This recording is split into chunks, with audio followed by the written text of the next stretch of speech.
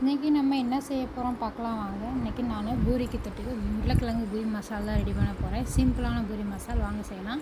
ஒரு வானல் எண்ணெய் விட்டு கடுகு ஒரு ஸ்பூன் போட்டுக்காங்க, கடலப்பருப்பு அவங்களுக்கு தேவையான 2 ஸ்பூன் போட்டுக்காங்க, சோம்பு ஒரு 1/2 ஸ்பூன் போட்டுக்காங்க, நறுக்கிய பெரிய வெங்காயம் 2 நல்லா போட்டுக்காங்க, நல்லா வதக்கிக்கோங்க.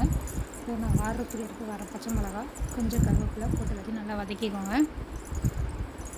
வெங்காயம் நல்லா வதங்கின பிறகு ஒரு அரை துண்டு இஞ்சி எடுத்து நல்லா தட்டி போட்டுக்கோங்க. இஞ்சி போட்டு கொஞ்சம் டேஸ்ட் எப்படி கொடுக்கும்.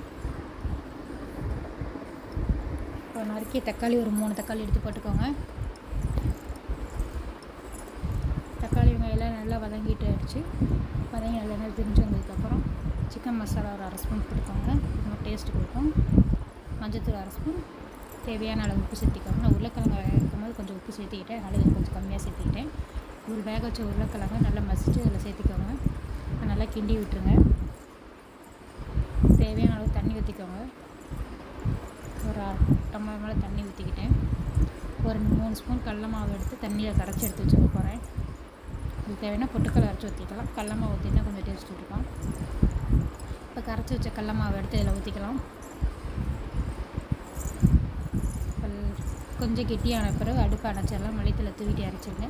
சுவையான அருமையான உருளைக்கிழங்கு பூரி மசால் ரெடி. வாங்க சாப்பிடலாம்.